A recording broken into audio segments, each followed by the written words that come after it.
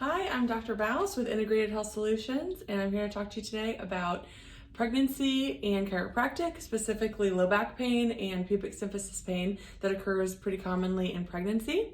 We're going to go over why that happens, what causes it. There's changes in the body, hormonal, postural, and biomechanical that can make that a lot more likely in pregnancy. And of course, you have less options on how to go about fixing it during pregnancy, and what chiropractic and specifically what we can do to help that at Integrated Health Solutions.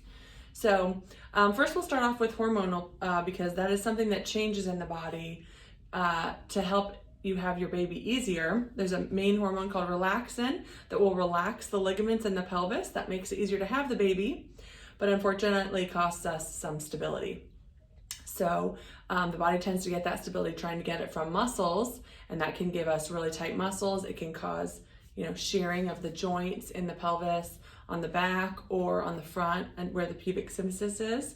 And both of those can cause pretty sharp, like burning, grinding pain. Sometimes it sort of mimics sciatica.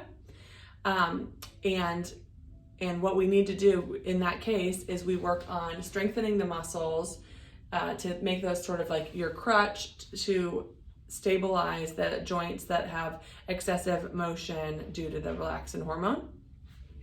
Another thing that happens is the further we go into pregnancy, the pelvis will start to tip forward, and that happens just based on, the size of the baby, sometimes how short the lady is. It'll happen earlier, but it happens to everyone during pregnancy. Even before you get that kind of waddle going, it'll change what muscles are tight and which ones are not working as well as they should.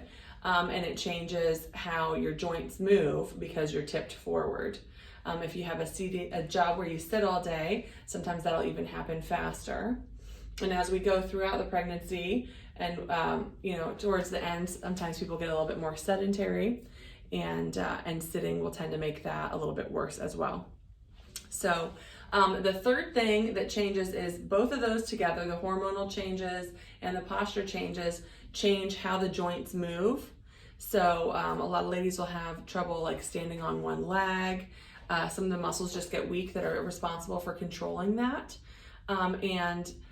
What we do here specifically to address those, since we can't do anything about the hormonal changes, and those are necessary for having a baby anyway, we work on the other two.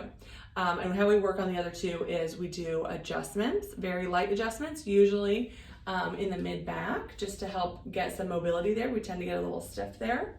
The back itself is moving a lot, so we often will leave that alone. Depends on the person. But we focus a lot on rehabilitation during pregnancy, getting as much of the muscles strengthened as possible, and that will help stabilize the pelvis.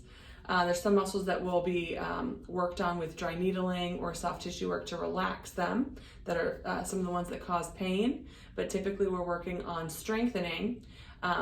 If this sounds like you, it's better to start earlier than later.